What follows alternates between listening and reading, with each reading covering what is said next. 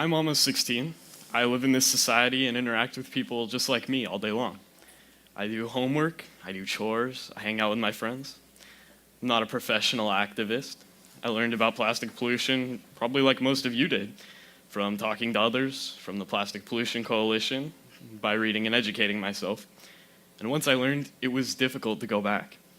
I started noticing every straw, every plastic lid, every plastic container, and I wanted to talk to others and share what I knew. That's when I discovered something that I want to share with you all right now. It's not that people didn't know, they just didn't care. A great man who won the Nobel Peace Prize in 1986 once said, "The opposite of love is not hate, it's indifference. The opposite of art is not ugliness, it's indifference.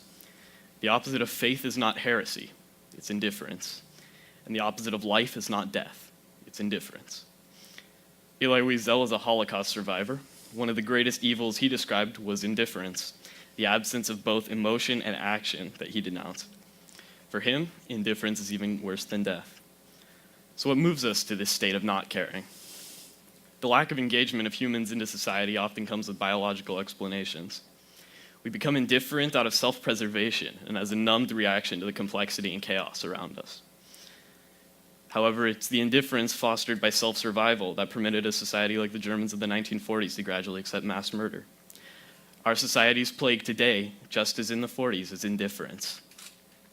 In a century dominated by technology, where every action can be recorded via satellite communications, where every word can be spell-checked through an online dictionary, we can kill people remotely by a precision shot in the heart, but without ever seeing their faces close up, where in a day billions are made and lost. In this century of technology-enabled information, we are surrounded by indifference, by passivity. It seems that the torrent of easily accessible information on every topic leaves people completely on the sidelines of caring.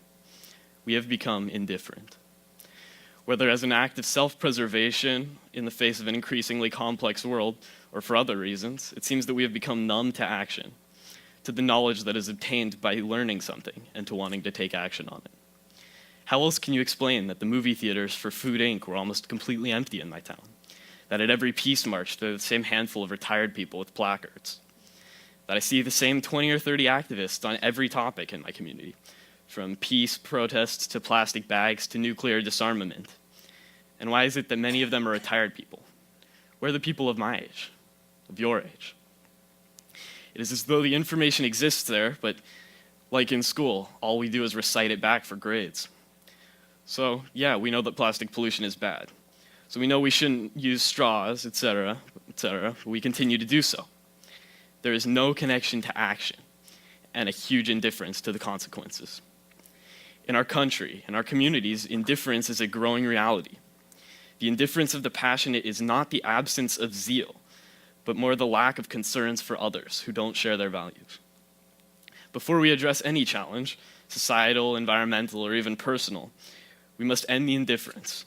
We must break the shell of survival, expose a little of our flesh, and be open to wounds. Then, we will only do this if we believe that we can make a difference. We must start by getting up, turning the computer off, getting out of the house, meeting other people, talking about the issues, then engaging, going to the polls, contacting our elected officials, taking our destinies in our own hands, caring. I'd like to close with some words that always inspire me when I think of indifference, words that show the power that is possible when people care. Each time a man stands up for an ideal or acts to improve the lot of others or strikes out against injustice, he sends forth a tiny ripple of hope. And crossing each other from a million different centers of energy and daring, those ripples build a current that can sweep down the mightiest walls of oppression and resistance. Robert F. Kennedy. Thank you.